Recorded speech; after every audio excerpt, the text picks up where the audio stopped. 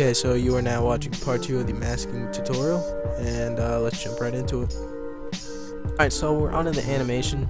So another tip is I have these markers here. So what you want to do is you want to scroll to where the clip actually starts to move. As you can see, it's frozen, and when it gets past here it starts to move. So to add like a marker so you know when it starts, when it will make it a lot easier when animating. Just select all your clips and hit the star button on your keyboard. Okay, if you guys have like a keypad on your phone, you know what the star button is. So yeah, let's get on to the animation. So make sure you only have one clip selected. You only want to do one object at a time when you're animating it. And for the other tutorial I did, for the example tutorial I did, I just had this ledge slide in from the side. So to do that, we can go all the way to the beginning of the composition, and we're gonna hit only P on the keyboard, just P. We are gonna set a stop clock, and we're gonna hit the stop clock, and it's gonna set a keyframe. So what we want to do is move maybe like 15 frames, 17 frames, and we're gonna hit the add or remove keyframe again. And what we're gonna want to do is take our scrubber and go to the first keyframe we set, select it, and drag this out of the composition so you can't see it. And if you guys are having a hard time following what I'm saying, just follow what I'm doing with my mouse and imitate. So as you can see, when we move the scrubber, we can see the ledge start to come in. And when you don't want all these masks to come in at the same time, you want like one to come in and then the other, and then halfway when one's done, or halfway in the transition of one mask, the other will come in. You don't want them all to come in at the same time. So we're gonna go just a little bit before this mask is finished. We're gonna go down to skater, and we're actually gonna make this layer a 3D layer. So we're gonna hit this little icon, and then we're gonna hit R on the keyboard. We're gonna hit the stopwatch. We'll set a keyframe, move a few frames, hit it again, go back to the first keyframe, and as you can see here, in between our keyframes we have like these squares. As you can see, the scrub bar just jumps. There you go. That's another quick tip for you guys. So this one, the first keyframe on this layer, we need to turn it 90 degrees so we can't see him. If we were to do it like maybe 93 or 98, you can see him, but we want it to be just 90 so you can't see him at all. And then when we play it through, he flips. And for the background, we're gonna make this a 3D layer as well. We're gonna hit R on the keyboard, but instead of using the Y rotation, we're gonna be using X. So set a keyframe, move just like a frame before the video starts to play. Add another keyframe, go back to the first keyframe for that layer, and make it 90 degrees again. So as you can see, this is all 3D. They're separated from each other. They're all different pictures or videos, if you want to call that. Okay, so 90 degrees. So if we were to play this through, we have the ledge come in, then the skater, and then the background. And to make this just a little bit cooler and smoother, we're gonna hit here, enable motion blur, and make sure you hit this little icon for all the layers.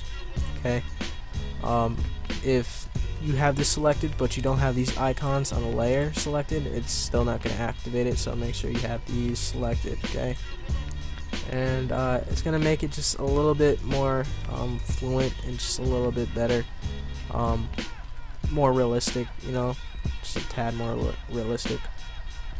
And what you can do is you can animate these just a little bit more. So for our first ledge, maybe we wanted to get a little bit bigger and then drop into place. So what we're going to do is select our layer. We're going to hold down shift and then hold or hit S on the keyboard, and that brings up scale. And we're going to select a keyframe, or actually move the scrubber over to the last keyframe, add another keyframe, and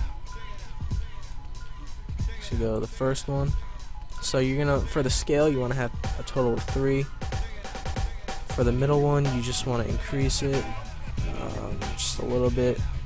So it's gonna be the normal size, and then it's gonna just get a little bit bigger, and then it's gonna go back down to regular size. And most of these keyframes or animations are just, you know, playing around with them and trial and error. Again, for the skater, we can mess with the scale. So hold down shift and hit S. Here you go, we got the scale. Just make this in the middle. Go to the first keyframe, add a keyframe here. So we're gonna have, again, 3 keyframes total just for the scale. And go to the middle. And since this is a 3D layer, we're gonna have to take the last one, the last numbers, and increase it. Oh, there we go. There you go, just a little bit better. And you don't have to do it for the background because it's just gonna look weird. Just trust me from experience, it's gonna look weird. And to make these just a little bit more fluent, these animations, select the keyframes and hit F9 on the keyboard. What the hell? It's not doing it. Alright, so since I'm using this Camtasia Studio bullshit, it's not working, so I'm gonna right click on the keyboard, keyframe assistant, and easy ease. You don't have to do this, you can just select them and hit F9, but since I'm using the Camtasia or whatever the fuck it's called, the screen recording software, it's not letting me do it. Easy ease. Okay, so as you can see, these hourglass shapes were originally diamonds, and this is just gonna make the animation just a little bit more fluent. Okay,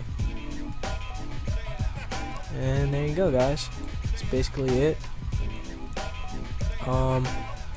So say if you wanted to edit the rest of this video,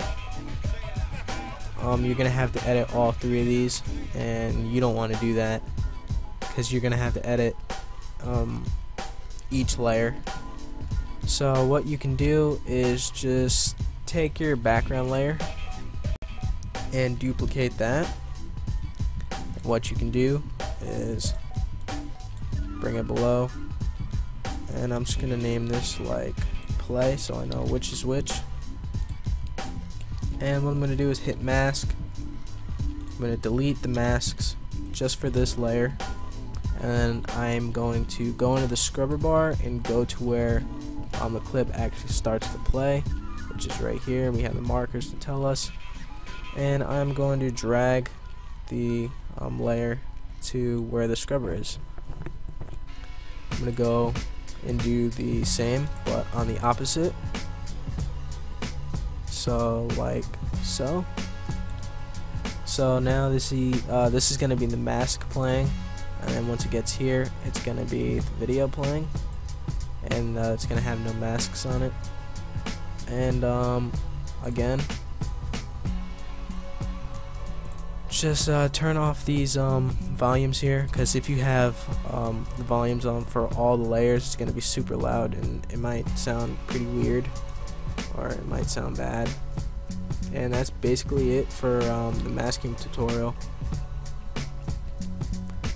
So yeah, and then just for the grind, I just added just, you know, Twixtor. I will make a annotation for the Twixtor tutorial. I did. It's a really good Twixtor tutorial. I think it's probably one of the best on YouTube. So yeah, guys, again, just, you know, I don't know why this is fucking not responding. We are probably in like 20 something minutes.